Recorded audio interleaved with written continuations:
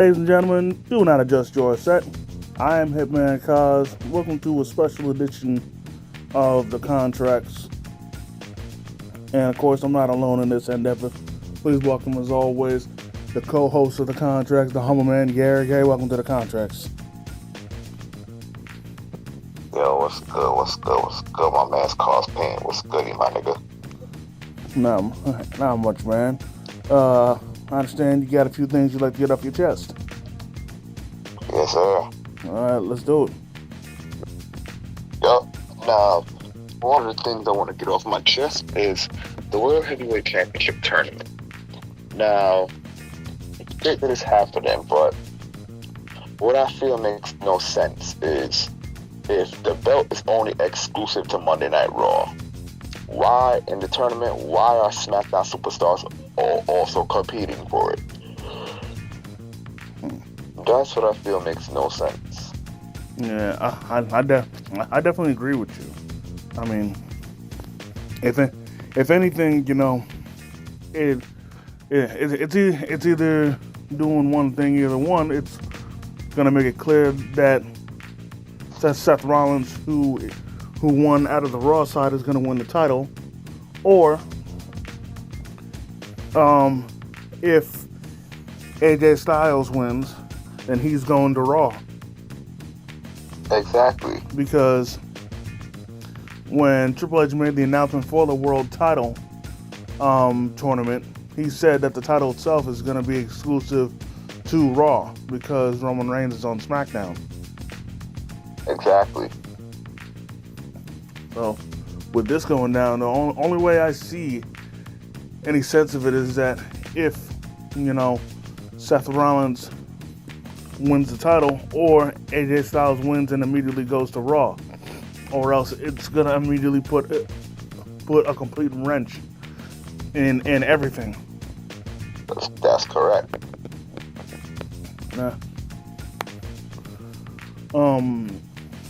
But yeah, I'll be honest, man. Part of me would rather have somebody that hasn't won a major title be in the finals. Like don't get me wrong, you know, Styles and Rollins are very much deserving of winning the title, but I'd rather have like somebody who either hasn't won a world title or Exactly. or hasn't even ever gotten an opportunity to be in the finals, you know? Exactly. Like, that's correct. Like, honestly, I would have said Austin Theory, but he's the United States champion. I'd rather him drop that title before getting the world title. That's correct. And another name, even though he did win a world title before, I think Finn Balor should have went all the way, just because, you know, the only piece of a world title he got was the Universal title, and he only got to hold that for less than a day because of his injury.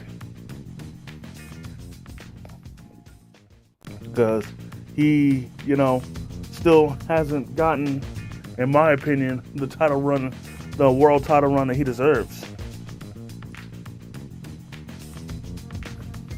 And I'll be honest, this is mainly a more of a trolling standpoint, just because I want to see the WWE Universe rage over this, but I would love to see Dominic win it.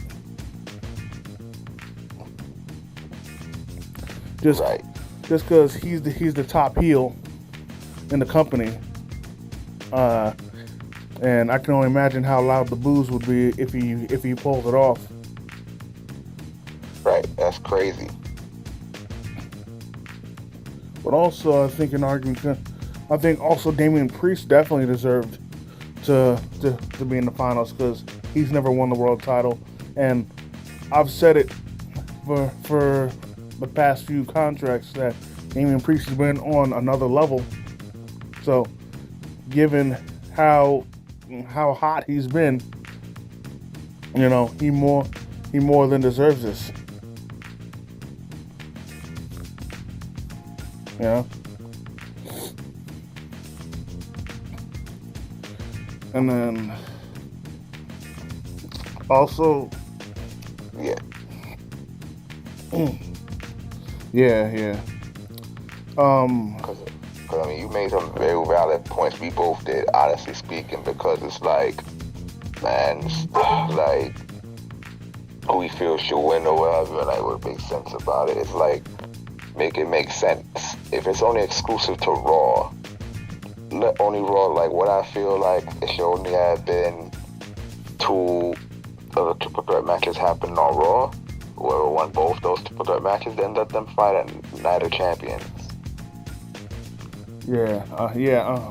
I'm with that. Or better yet, if they wanted to keep it with the 4 triple threat matches, you know, have more members of Raw compete for the title.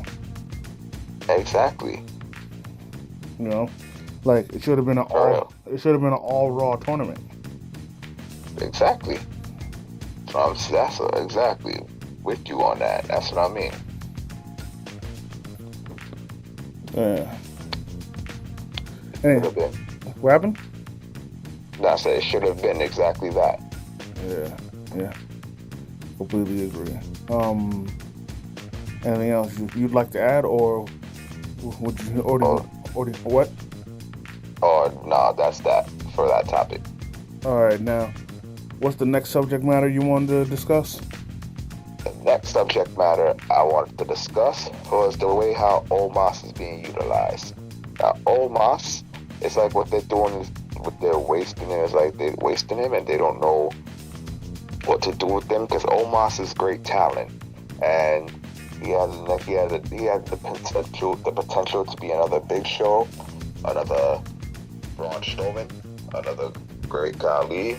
Even though you said don't compare him to him, and he had the potential to be another Andre the Giant, another great giant in WWE among those names, along with in those brackets with those names that I've just mentioned. He has the potential to be one of the next those, but the way they're doing this, throwing him in matches against Brock Lesnar, against Seth Rollins, I said to myself, when him and Bobby Lashley fought, that was like they were building, they built that or what have you, and then they had like the storyline going on. But with these, who we fought recently, there was no build, there was no, like, you know what I mean? Like, what the hell are y'all doing? Yeah, and I completely agree. And I understand, you know, him the one of the points of him facing these big stars, you know, to help build him up as, you know, a main event player or a serious threat. Right. But honestly, eventually it's gonna get hard to see him as that if he keeps losing. Cause like with him facing them, even if he puts up a big fight against them, that much will be very good. But if he keeps losing, it's gonna start to hurt him. And then exactly. And also for me, what messes me up a bit about him is that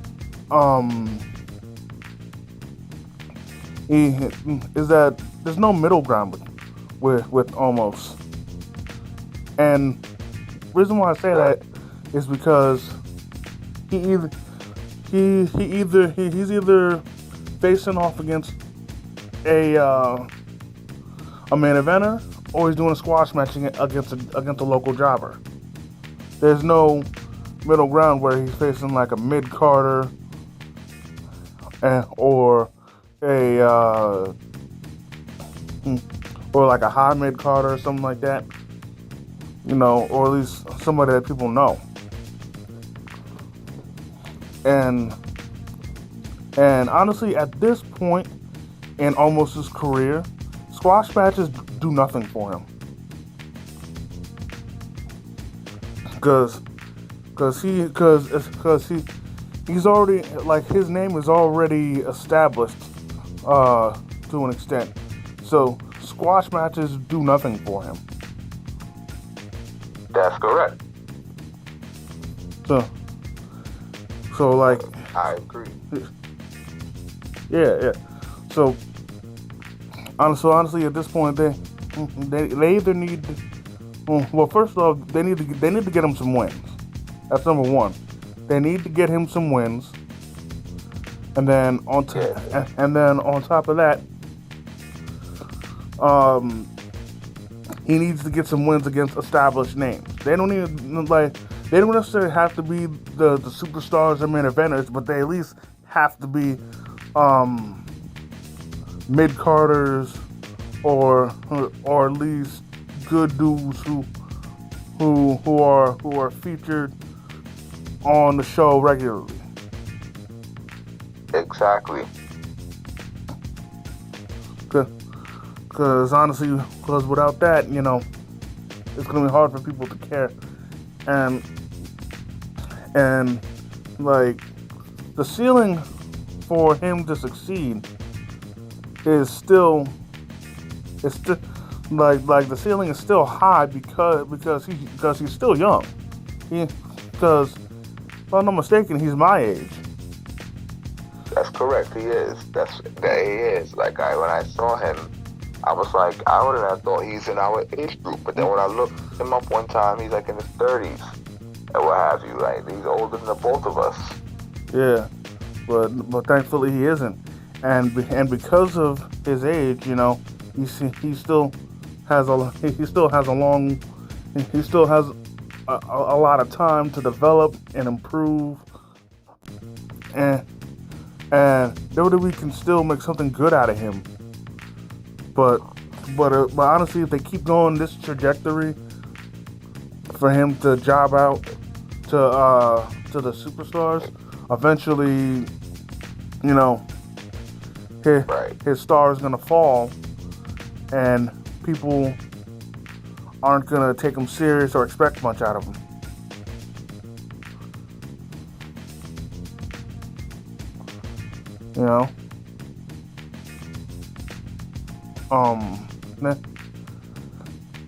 Exactly. And being the fan I am of him, I want to see him succeed. I want to see him accomplish things, So WWE really needs to get it together, because another thing that they don't do is that even if he has a pay-per-view match, he's rarely featured on weekly TV, and that's also a bad thing. Because if you want people to care about him, you need to have him on TV so people will constantly be, or at least try to be given a reason to care about him. Because if not, it's gonna be like mad random when they see his name, and hell, eventually some people might even be like, "Yo, who's that?" And I damn sure don't want it to get to that.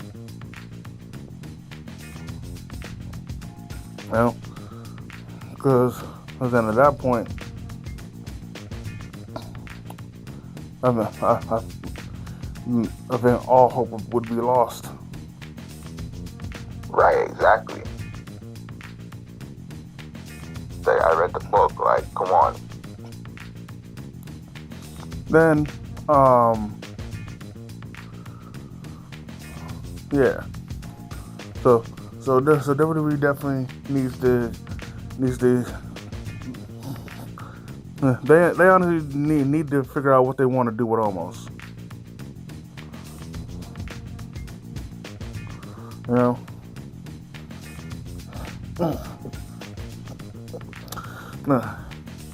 Right, exactly. Yeah. Now, yeah. Is there Anything else would you like to add? Oh no. There's nothing else I would like to add to it at all. That's that, my man.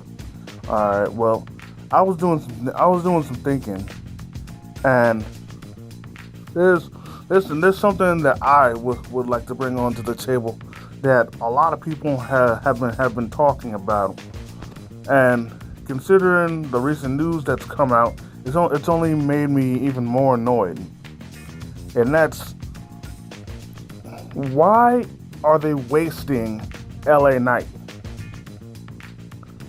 What a debate you there, my man. If anything, had I thought about that, I would have wanted to bring that up too, honestly speaking. Glad you did. That's another thing that pisses me off as well. Honestly, I don't know why they're wasting him as well. They have it rumored that he's the one to win the Money in the Bank, which is, I'm happy at that, and I hope he does, but it's like, why are they wasting him as well? Yep. And like what really annoys me the most about this is that on TV, yes, he calls himself the mega star, but the thing is, he actually is that. Exactly. Because he's great in the ring. He's nothing short of excellent on the mic. But yet they continue to either have him job out or do nothing with him. Exactly. And the thing is, everybody sees his star power. You talk to any fan, and they know his star power. They know how good he is. And pretty much everybody wants him to succeed. Exactly. Yet WWE continues to not do anything. That's correct. Like that's messed up too. Like what? They continue to not do anything. You guys see the talent, and like, yo, Triple H is doing a tremendous job, but it's like there's some things that there's kind of slight fuck ups on. Yeah, well, I consider this a major fuck up, just because of how big a star LA Knight is, and how big of a star he should be. Exactly. Yeah. That's right. And it's just so annoying, man. Stop. Like, honestly, stop yanking him around. Exactly. And I tell you what, if that's a rumor, then honestly, he should win Money in the Bank. Exactly, he should. Because honestly, that'll be the first step towards them making up for their mistakes and making up for lost time. Because him losing these singles matches, getting caught with roll-ups and shit, like, this ain't it, man. Not at all. No, you know what I'm saying? Right. And I will also address that there was the rumor of him possibly teaming with Rick Boogs, but I think it got scrapped. Honestly, no offense to Rick Boogs, but I honestly think it'd be a waste of time for both of them being tagged up together, because don't get me wrong, they're both like with the combined charisma that they both have, it would work. But the problem is that LA Knight's a heel and Rick Boogs is his face, so one of them is gonna have to turn in order for the team to work.